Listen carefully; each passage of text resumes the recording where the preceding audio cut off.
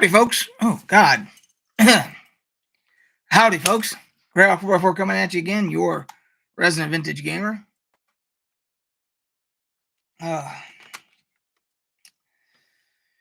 I need to loosen up the old voice box there. So today is the Sunday gaming chat, and we got a couple things to talk about. Number one, yes, in case you're wondering, yes, I have a project going on. Hello, Chupa.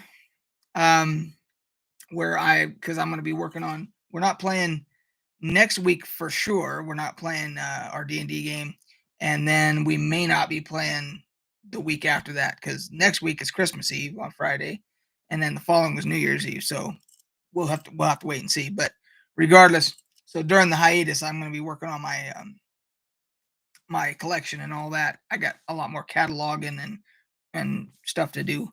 So and having the table available makes it easier, so I don't have to clear everything off for the D&D game and then keep moving stuff back and forth. I can just kind of work on it as I need to, do videos, etc. So anyway, so we may, I haven't decided yet. I'm kind of thinking about it. We may just do the D&D update during this live, the campaign update from last Friday,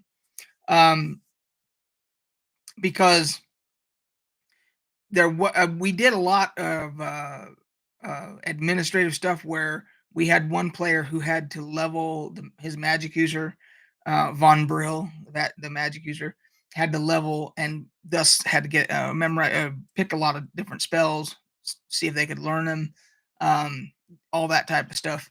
And then we were also still trying to work out, because they're back in the Temple of Elemental Evil. We were still trying to work out what they had already been through and what they hadn't been through, because it had been a while for all of us, and we're all trying to piece it back together. I went through all my notes. I went through, I have a copy of one of the players' notes that they had made for me a while back. I went through trying to piece everything together, and so working together, we finally kind of figured out what they had, where they had been, where they hadn't, because the Temple of Elemental Evil's got, it's massive. So some of it, that is my fault, because I didn't mark on my map exactly everywhere they had been, and neither had they. So I generally assume that the players are going to keep notes. Well, and they do, but neither one of us, the DM nor them, neither one of us kept, copious notes on exactly everywhere, each room that they'd been in, and so forth and so on. But we were able to, I think, kind of piece it all together, and we basically kind of figured it out now. So that took a little while. So we did all that, and then of course, then we got started, and there was actual gaming that was done, and rooms that were cleared and all that. So I haven't decided yet. I might just go through it here. I might do a separate video on it. I haven't quite decided yet. The other thing is that during the last live, I believe, I was asking which box set or whatever it was from the collection that you guys wanted to see next. And somebody had suggested, it might have been Bastille or Colin, might have been Chupa, one of you three maybe, that said something about Boot Hill. And so I said, okay, we'll do Boot Hill next. But I had forgotten that previously, I think on the live before that, I had brought up about the Wizard of Oz.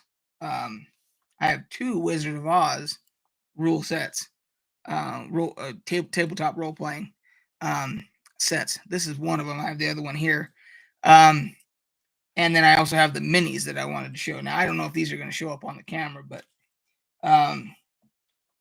so to retcon, for lack of a better term, we'll go back. We're going to do this one today. We'll go through all this Oz stuff. And then the next one, we'll do Boot Hill. So that way I kind of keep up with what was kind of scheduled. So let's see. What else? I'm not sure if I have to look. I'm not sure if Final Fantasy 14 is on sale again or if it's still paused. They had paused it because their servers were so full and they weren't able to get any more chips. We had this conversation last time to open up more servers to help with the server load. So they actually quit selling the game to new people until they can get that under control. And I don't know if they've started sale back up again or not, but I can look real quick here. Let's see. Let's go here to store and let's go to. My guess is they probably haven't yet, but let's see here. And does anybody know why on your own account, even for a game that you own, like let's say anything like Fallout 4. I own Fallout 4. I own everything there is with Fallout 4. Why is it if I go to the store page, it's and it's on my account, which I've had for Steam for 17, 18 years or something like that, it still wants to ask for my goddamn birth date.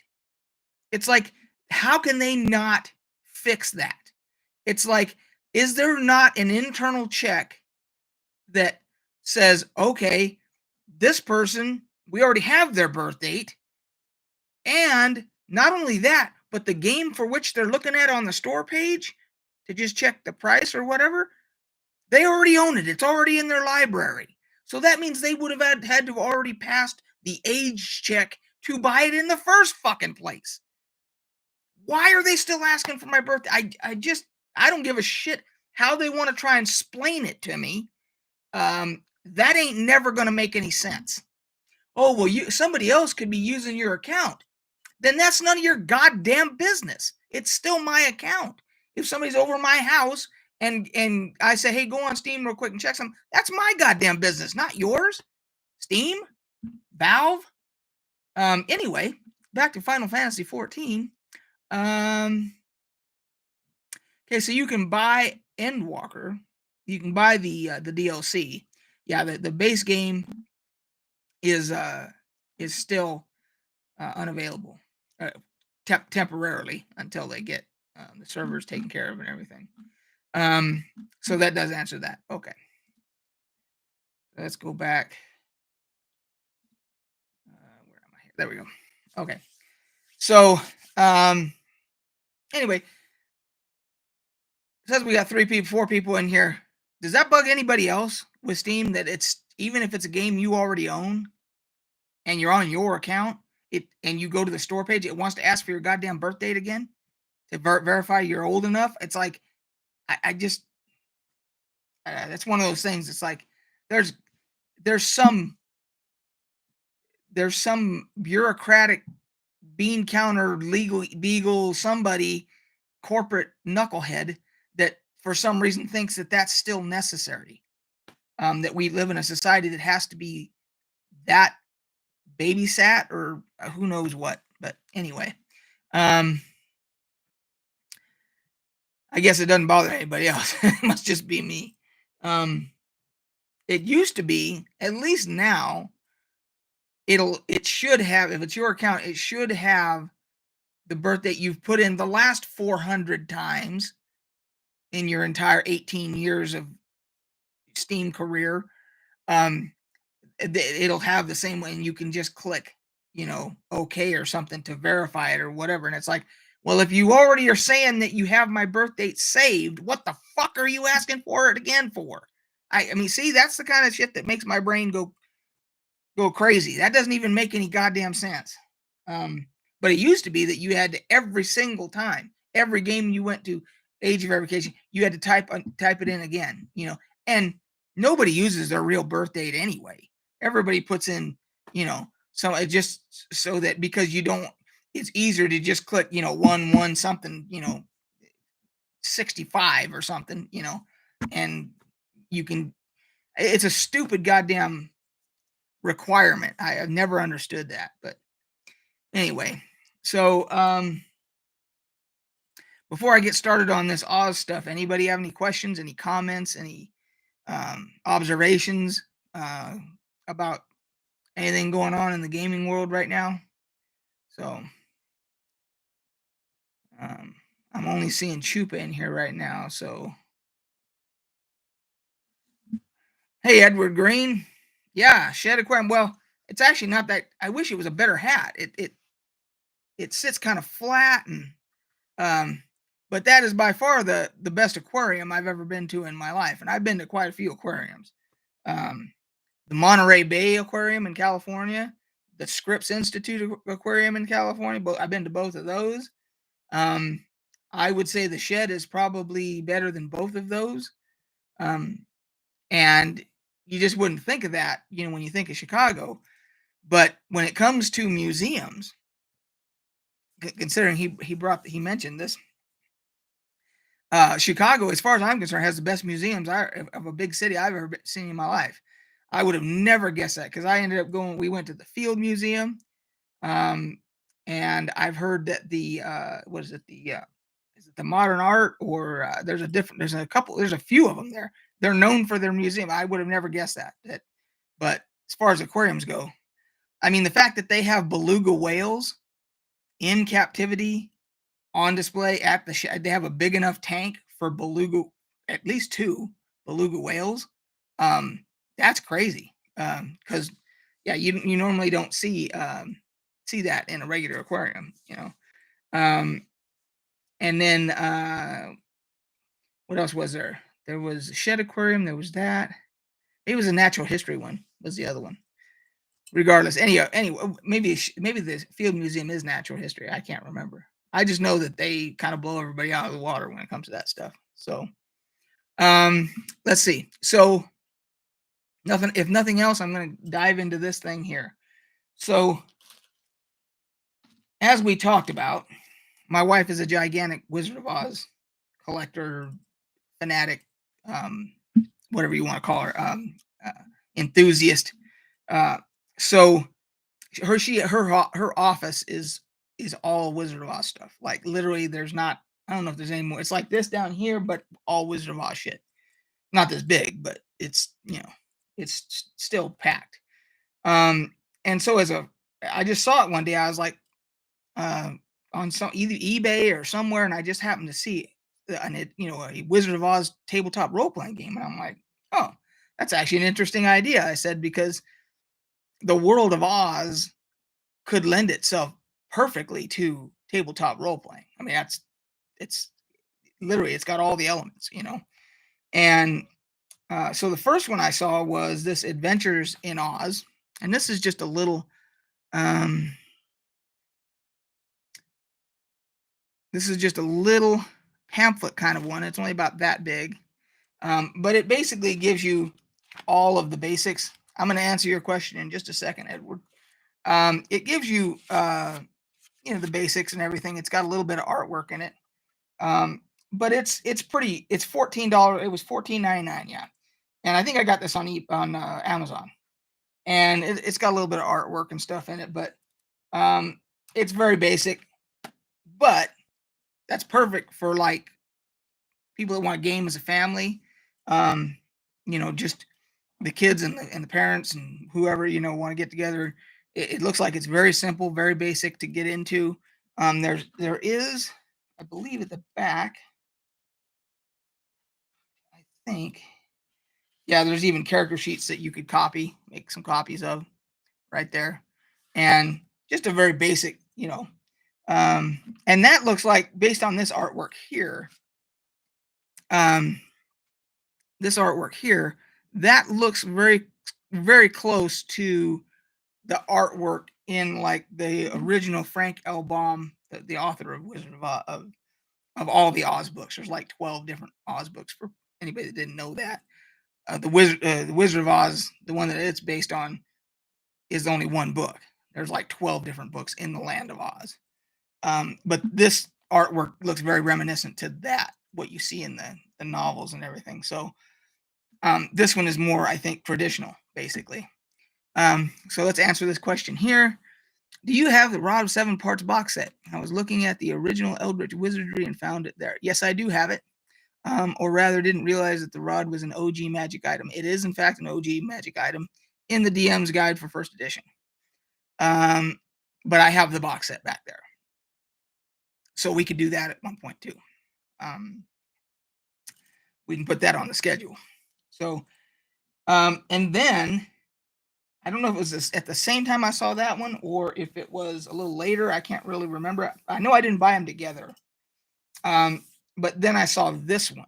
Now this one is a little different. This is, I think it's Oz Dark and Terrible Role-Playing Adventure is what it's called. Role-Playing Get Core Rule Book. Yeah, Oz Dark and Terrible. Here we go. There you go.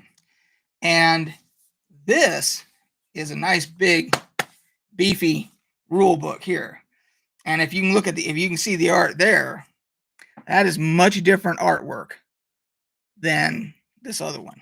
This is more, and when I get to the minis, you'll see what I'm talking about, because the minis go directly to this particular game. And if you look up here on the Oz, you can see that there is like a wheel assembly with like a piston assembly or whatever. And it's very easy to realize that this is more in line with the steampunk theme. So imagine a steampunk Wizard of Oz game. That's basically what you get here. Much darker, much grittier. I'll show you some of these minis here just as an example. Now, hopefully these will show up on camera and be in focus. But so I think I was telling you about my local gaming shop, Gamers Inn, and the manager there at the time, she had ordered these special because she knows my wife, and she knew that she was a huge Oz fan, so she ordered these just without even asking me. She knew I'd end up wanting to buy them. So, like, this is the Scarecrow right here. Now, hopefully, this will come out and guys can see the detail on it. Let's see if we can get that to somehow. Come on now, you want to focus. I know you do. Wait, hang on there. Sometimes you got to do this trick with your hand to get it to. Wait. Come on now, I really want this to work.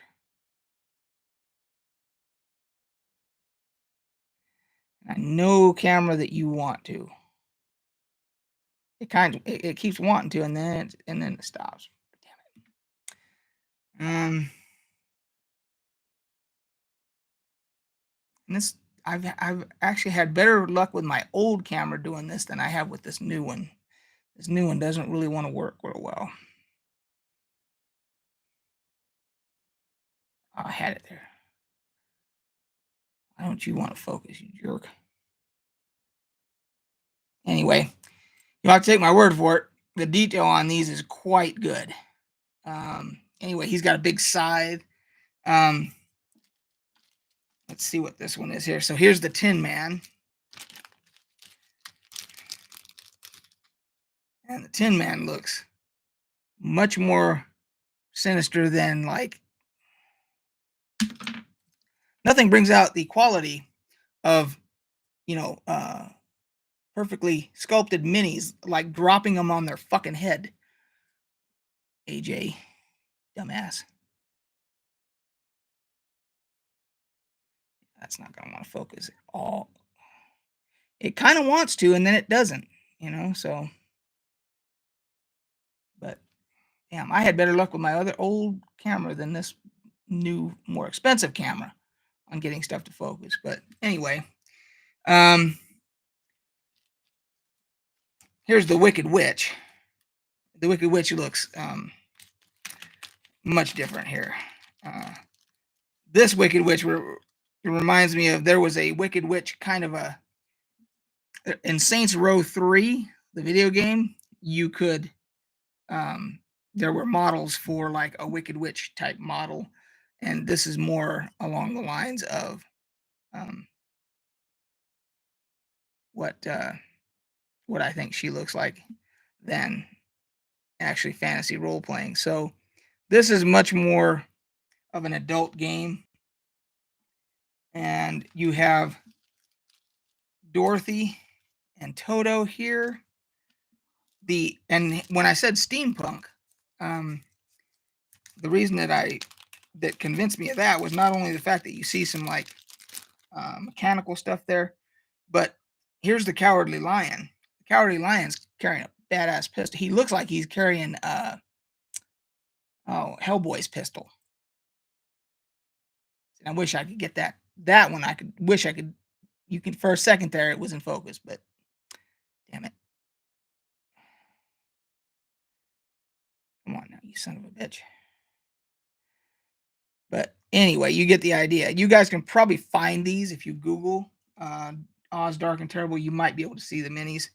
But anyway, so he's carrying a pistol. So that definitely lends itself to the idea that this is more steampunkish. And I'll show you the inside of the book, like the artwork and stuff too. This is the flying monkey. So they do have flying monkeys in there, of course. And they look, of course, you won't be able to see it, but they look pretty badass. So anyway, there's the minis. I thought it was cool that she got those and put them aside because she knew I'd want to get them. So if my wife and I sit down to ever work this out and get some other people that want to play it, I think this will be a lot of fun. Because my wife did play D&D at one time with us. So, see if I can find some decent artwork in here for you guys. So they have a character. I just saw this for the first time. They have one called Jack Pumpkinhead in this particular version of the Oz role-playing game. I don't think there's any color artwork in here. Everything looks like it's black and white pencil.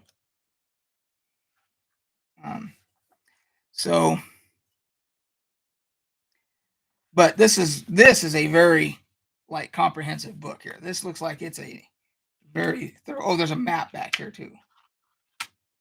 Yeah, there's actually a big map back here. Or actually, it's two separate ones. I take that back. It's in pieces, it looks like.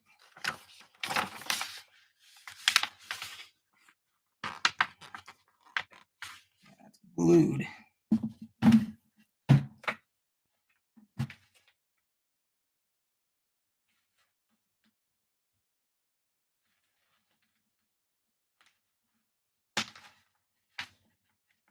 That's kind of ruined the map, hasn't it? That's not good. Their glue, apparently, glue that they used has ruined the map. It seeped right through. So there's the map. Or a map. I don't know if this is just for, this is for the land of Oz, the entire land of Oz. Okay. So Emerald City in the middle there. So, but whether or not it comes out on camera, yeah, you can see right here, that's from the glue soaking through. And that has done that on all the spots where the glue was. Well, the glue's still on the paper, actually. Yeah. So that's not. So I just took this glue off and it just soaks right. It just soaked right through right there. So that's not real great. But I mean, it's still usable, obviously, but you'd really rather not be the case. So there's a map, and it is 250 pages, it looks like, or more. 250, and then you've got like character sheets and stuff in here. So let's see what rule system this uses. And this says it uses the Balance RPG system. Hey Colin, I've never used the Balance RPG system. I don't know if it's similar to what was it, D20, etc. It says this book contains mature content, reader discretion advised. So yeah, like I was saying, this is a much more adult, steampunkish Oz game than This is more family friendly children Oz role playing. But I've got both of them because, again, the wife is the Oz fanatic, and I had to make sure that if there's anything Oz, I have to have it for her. So, um, anyway, so that's all the Wizard of Oz role playing stuff that I have. If we ever get into it and actually play it or whatever, then I can do a review on it or whatever. Hello, Mistra. So, so we got Colin and Mistra, Chupa, Edward Green. Looks like we got all you guys in here. Let's see. What else? I was talking about Final Fantasy 14 earlier, Mistra. I had to go onto Steam just to see if it was back on sale yet, but they've still got it paused for sale. So, can't wait for 2022 Bleach return. Anime that I really liked. So, plus Endwalker 6.1 to 6.5. Okay. So when you say 2022 Bleach, is the name of the anime just Bleach, or is it Bleach Return?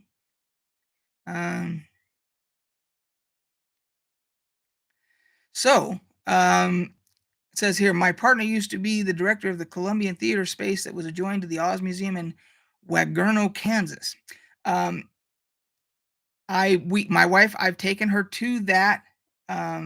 I have taken her to the Oz Museum there, and then I don't know if it's still there, but next door at that time there was the Oz Winery, and I actually have a bottle over in the wine rack. You can't really see the wine rack from here. I don't think it's right there, but it's covered by that box and everything.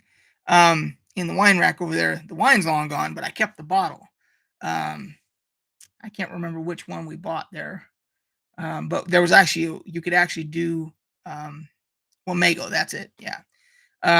You could actually do wine tastings while you were there and everything. So I was able to taste a few, and I think it was the Pinot Noir was the one that I want to say King's Crown or something like that.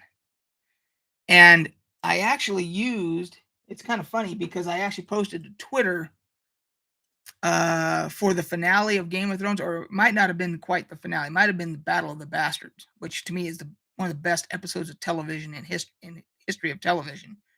Might have been the Battle of Bastards. I was drinking that wine from that. I think it was King's Crow, because it had a crow on the label, which was because it's Game of Thrones and it had a freaking crow on the label, which I thought that's cool. It was King's Crow, I think is what it was called. I was like, what are the odds that I'm drinking King's Crow? And I showed the bottle out of a freaking medieval, wine goblet while I'm watching Game of Thrones, and I think it was Battle of the Bastards. So that for me was like an epic night, So, greetings from Southwest or Southeast Idaho, Goldschlager. Wow, there's a name right there. Yeah, I've had my I have had my what's the word I want to use here? Interactions with Goldschlager, the drink.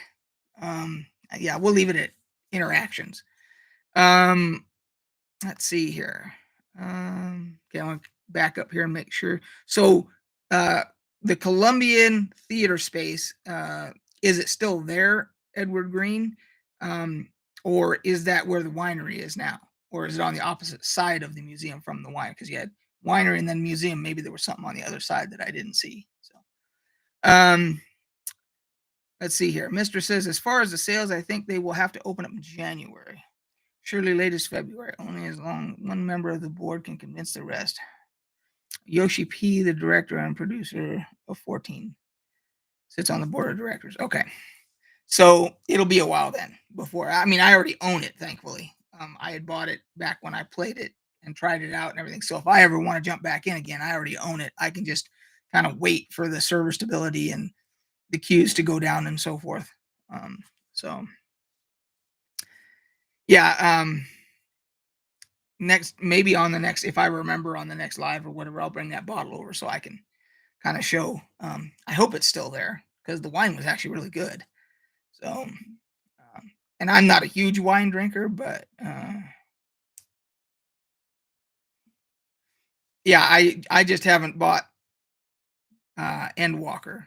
I bought the when I bought 14, I actually bought the whatever edition it was because I got the previous expansion. What the hell was the name of that one? Um, I can't remember the. Anyway, you'll know. The previous one, I got that. Whatever edition I had to buy, I got it so that I got that DLC. I got that latest expansion too. So I'm good up through, and all I have to do is buy Endwalker, and then jump back into the game if I want to. So, let's see here. Um,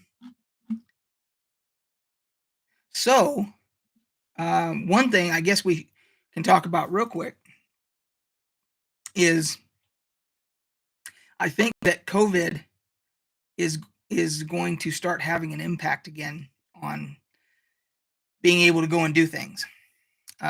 This new variant that just came out, Omicron, um, we're already seeing it like pro football, like they're already having to cancel games or postpone games or reschedule games.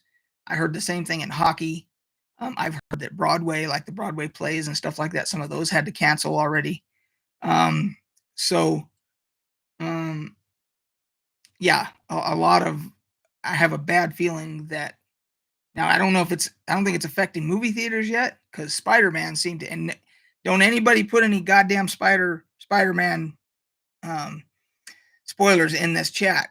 I'll be pissed if anybody, because I haven't seen it yet, and I don't want anybody to spoil it for anybody else. So gaming never stops, true, but in-person gaming, like where we play here at our table, we're all vaccinated, so I don't think it's gonna stop us.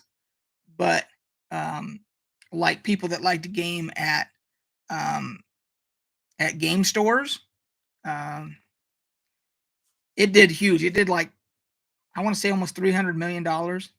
They came out with the box office already. That's the estimated. Um, but yeah, as far as like gaming, and then of course conventions, because conventions were starting to ramp back up again. GaryCon is going to be in person this year, I believe, and now that might get affected. I have a bad feeling, but I've already been twice. I don't know that I would go to GaryCon again. I've already been twice. I guess I would if the timing was right, But I want to go to Gen Con at some point, which is the biggest, big granddaddy of them all for gaming conventions, as far as like old school tabletop, all that. Um, Gen Con's the largest, and of course, there's the one in Germany too. There's one in Germany that's either just as big or if not bigger every year. And I want to go to that one, which is funny because I was in Germany for 3 years and didn't go. So yeah, I think that Mister, I think that this might get more vaccination, a higher vaccination rate because people are just going to be tired of dealing with it. And um, I mean, some people are never going to want to get vaccinated, which is that's their choice. If they want to do that, it's just going to be that they're going to be the ones that are going to be limited on being able to like to go certain places or whatever. It's like we'll just have to see what happens. But I don't know if it's going to affect production of for gaming and stuff because I think a lot of that is already. I think a lot of that's already been switched from the original COVID, all the shutdowns and everything. I think a lot of that's already gone to people working from home. So I don't know that that is going to change anything for us as far as like regular digital gaming. I don't know if it's going to affect anything because I think a lot of that people are, um, yeah, let's hope not. But it's like they already had Saturday Night Live last night. There was no audience again. They'd had audiences all this year, and then last night they had no audience, and the musical guest canceled, and so you know, um, yeah, just have the Thanos. Yeah, well, there's those T-shirts that Thanos was right. I've seen those T-shirts. Which, by the way, is anybody watching Hawkeye? Are any or all of you guys watching Hawkeye? Because I'm enjoying the hell out of Hawkeye on Disney Plus, the TV series, and there's actually an Easter egg in there of Hawkeye's drinking out of a coffee mug that has that that has that on the mug. It says Thanos was right. It's on the fucking mug. And Hawkeye, an Avenger, is drinking out of the mug. That happened. That's real. That's a real Easter egg. so so yeah, watch for that. Yeah, when you do watch it, you'll see him. He's in a kitchen at some point. I forget which episode it was, and all of a sudden you just see him. He just takes a drink out of his coffee. Where it says big old bold letters on the mug. Thanos was right. I have not started The Witcher, season 2. I watched season 1. I have not started season 2. I'm trying to burn through the rest of Star Trek Next Generation. I'm on season 6. About halfway through season 6. I've got to get through season 6 and season 7. I'd like to finish that.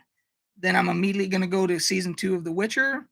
Then I'll go after season 2 of The Witcher. Then I'm going to go back to Star Trek, and pick up maybe whatever the next series is that I need to watch. Mr. says 35 minutes in episode 1. Good. It's good so far. Excellent.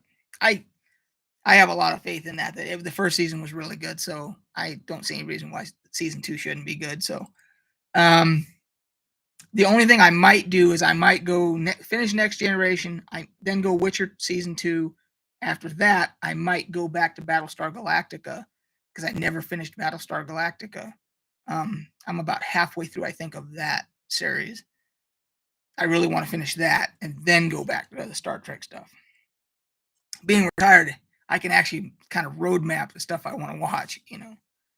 I've been watching. Colin says he's been watching Deep Space Nine season 4.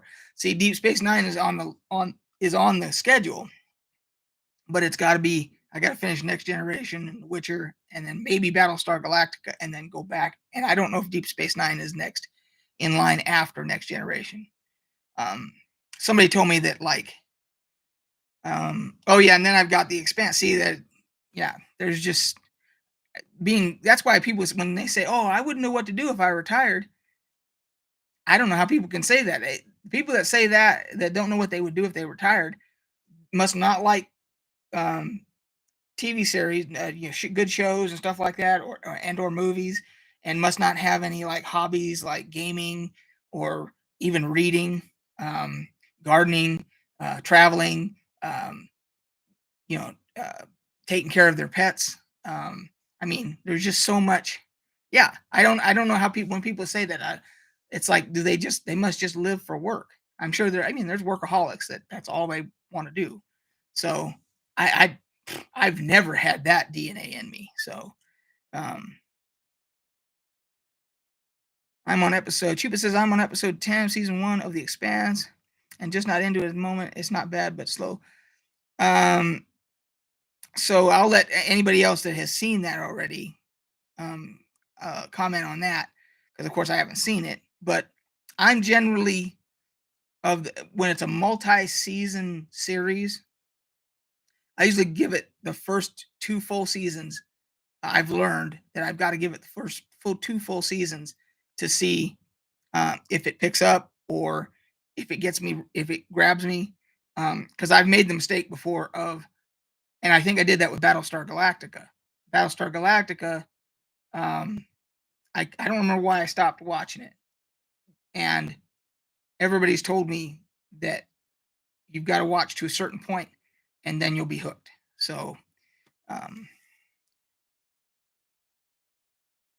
Mr. says season 1 is world building for the most part. It's the slowest season, but still think the writing is good in it.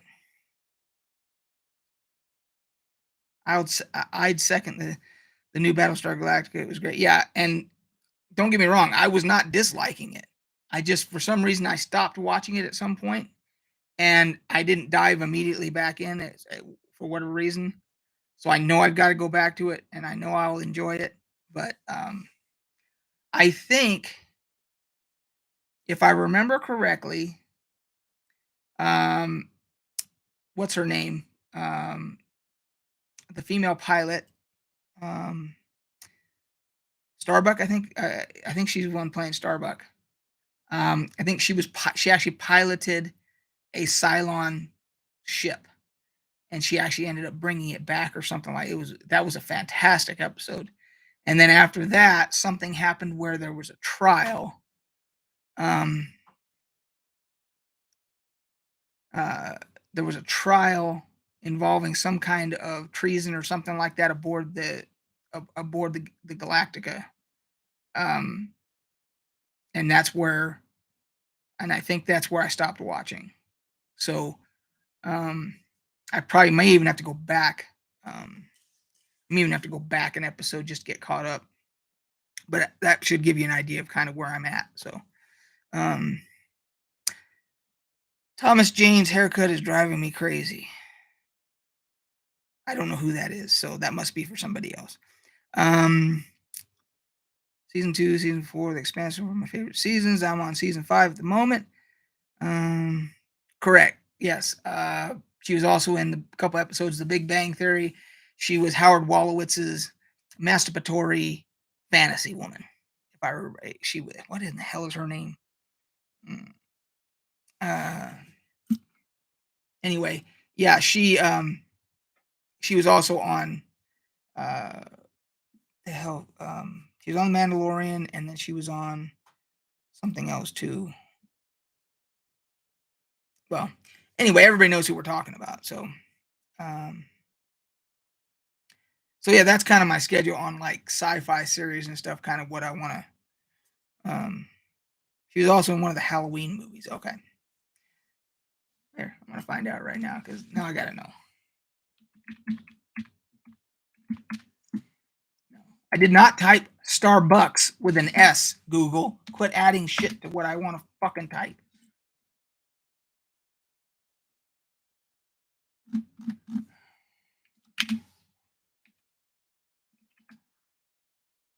Eddie Sackhoff. Yeah. Yes. So yeah, I've got a full and the way I do it is I've kind of started to budget my time with like when my wife generally goes to work, I generally do whatever household chores I need to do for that, whether it's go grocery shopping, do the laundry, do whatever I need to do, I do that. And while I'm doing that, I'll have whatever it is, Star Trek playing or whatever. And then when I'm done with all that stuff, watch a couple episodes, and then I come down and I start doing my YouTube stuff, whether it's I got to prepare for a live or I end up doing a let's play or whatever. So that's kind of how I'm budgeting my time. And then of course I have certain days where I'm getting ready for my game back here. So it's actually working out really good because I'm able to get caught up on a lot of stuff. I'm able to take all that off my wife as far as taking care of the house and all that. I do all that now. So it actually works out really good. When you finish The Expanse, I predict be like, damn, I wish I'd finished this earlier. Damn, work got in the way of my entertainment. Yeah, I don't have that problem anymore, thankfully. So, yeah, because we're caught up on. Are there any Dan Brown readers? Anybody that read any of the Dan Brown? And if you don't know, Dan Brown's the one who wrote the Da Vinci Code, and he wrote several different other books. I've read every book with the exception of Origin, which was the last one that he wrote.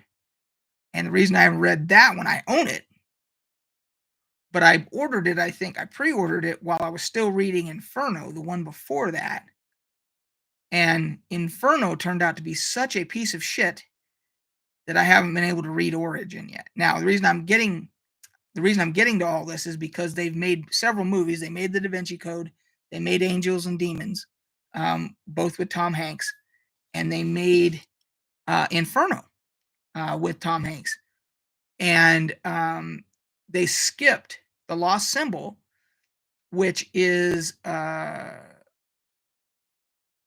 Lost Symbol, and that's now a series. The Lost Symbol is a series, and the lead actor who's playing Robert Langdon, the one that Tom Hanks always played, the main character, is now it's being played on the series by the guy from The Office.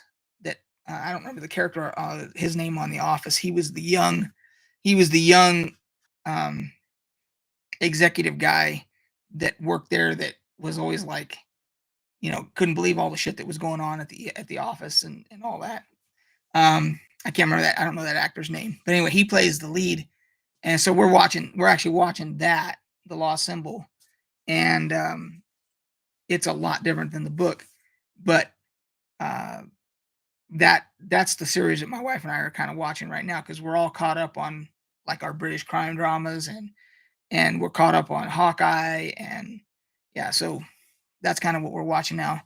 Um, Colin says I read the Da Vinci Code. I think everybody read the Da Vinci, either read it or saw the movie. Um, that and Angels and Demons were probably his two best works, and then everything else kind of went downhill from there. I believe you're right. I think that's the same actor. Let me look. I'm almost sure that's who you're talking. That's exactly the same person. Let's see here. Yes, BJ Novak is his name. That is him. Yes, correct. That is who plays Robert Langdon in the series, and the acting in the series is really good. But they've exactly BJ Novak is his name. The acting is really good, but they've really changed it from the book quite a bit, and I don't know that that was for the good because the Lost Symbol was like pretty decent as a book goes. Inferno, don't waste your time. Don't waste your time watching Inferno if you haven't already seen it. It has the single worst ending of a book and a story, and thus movie, because it's based on the book, that I've ever seen in my lifetime. It is the most anticlimactic bullshit ending of a story that, especially when, okay, for a thriller story, suspense thriller, what a horseshit piece of shit ending. My God. Um, oh, yeah. I mean, I have no problem if anybody is, unless people are opposed, I have no problem putting up telling the ending to that so you don't waste your time. Just to see y'all's reaction when I tell you, basically, how it goes. But yeah, I was reading the book. When I was reading the book and I got to the ending, I literally wanted to throw it through the bedroom window. I was like, you got to be shitting me. I just read like big ass, thick ass book like that to get to that. Oh my God. Yeah. Anyway, let's see here. Wheel of Time's. Oh, there's the other one. Wheel of Time. Yes. So uh I have not seen Voyager, so I've heard, is it Voyager and Deep Space Nine that kind of chronologically wise are the same time period? Because somebody told me I could, like, after Next Generation I could watch either Voyager or Deep Space Nine. It doesn't matter which direction I go, but I have not seen Voyager.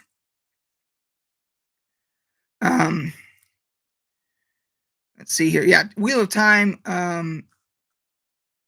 I never read the books, so part of me likes to say, okay, well, I need to add, as to budget my time, I need to every night, I need to buy the Wheel of Time series and just start reading that because I would really like to read the books first, but I don't think that I'm going to have that in me. So I probably will just end up watching the series.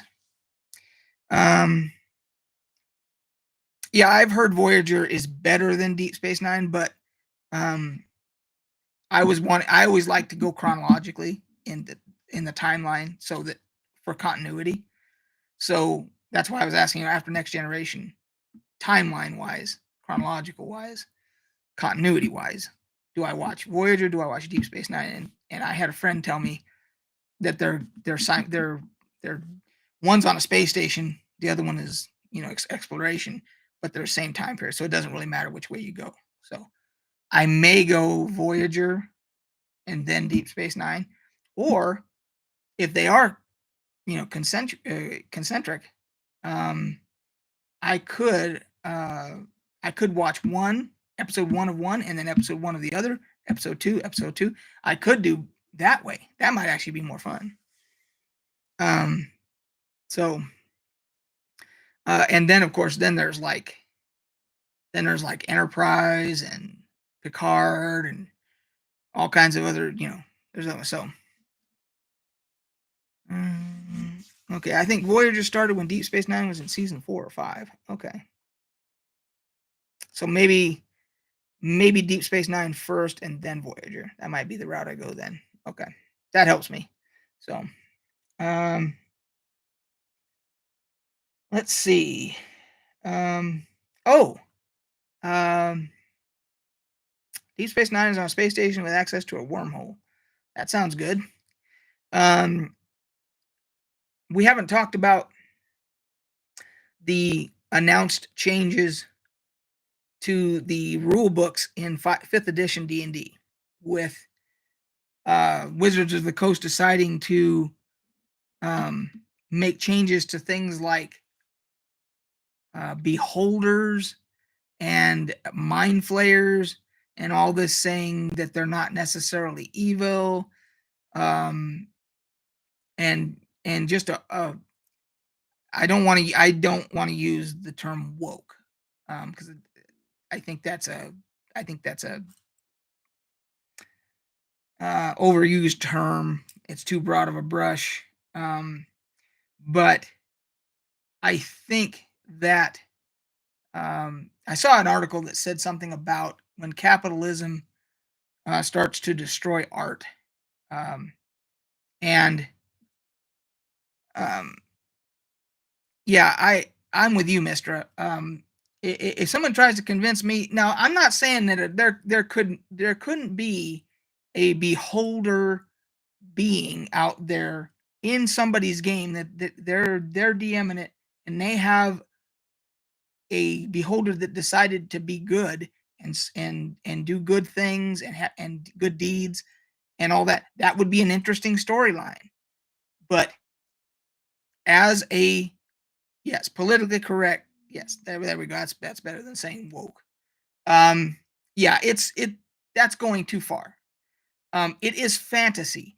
We're talking about a floating eyeball with like 8 stalks with other eyes on them that shoot laser beams. It's fantasy. It's got no bearing on the morality and everything of real life.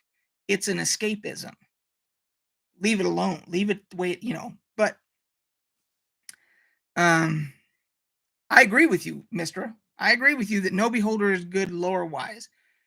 But if a DM created some content, homebrew content, and decided to, through the story, figure out a way to say that this beholder had somehow become leaning towards good, to make it an interesting that's their business. They can do whatever they want with their game. That's why the game is so awesome, because you can basically do whatever you want with the game. But I don't think sanitizing the rule books in general is the way to go. I just don't agree with it. So yes, the classic idea of good versus evil is what drives most stories. You know, um,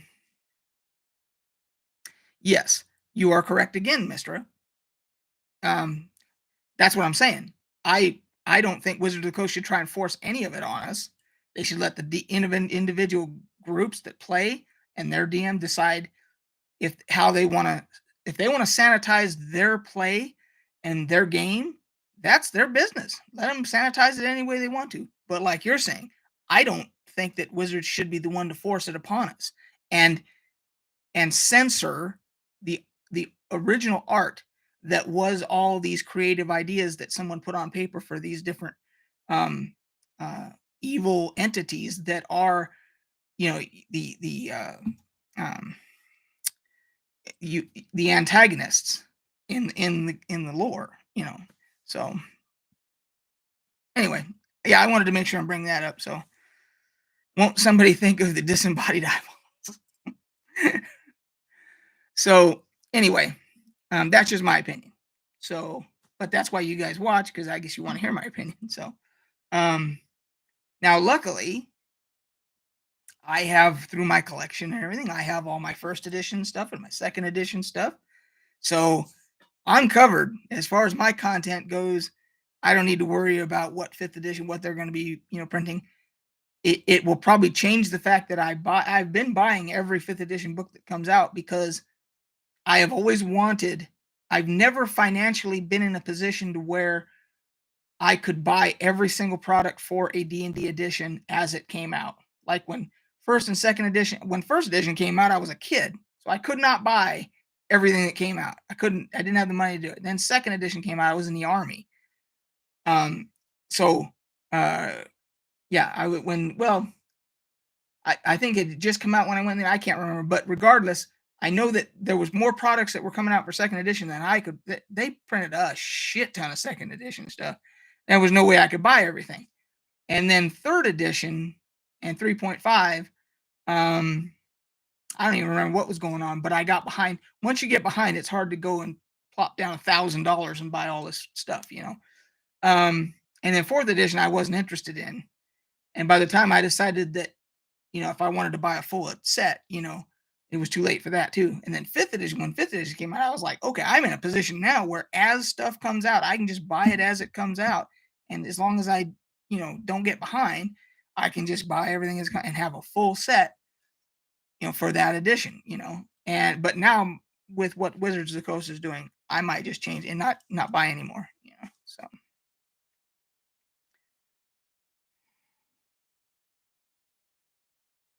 there you go.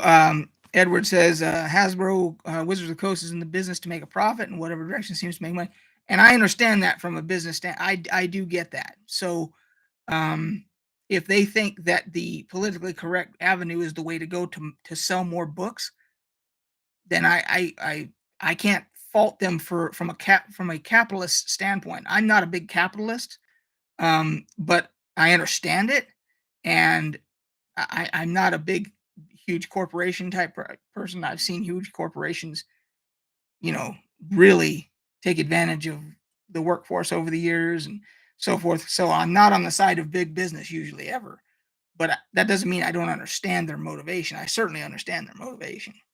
Um, he says, I'm with you. On fifth edition is likely my last edition. These days I've been playing mostly OSR BX. Yeah. As long as you got the OSR stuff, basic, expert, first edition AD&D, second edition AD&D, we can play forever. I don't believe these changes will increase profit as opposed to keeping them in the same. Though I think they might think that. I think they're wrong.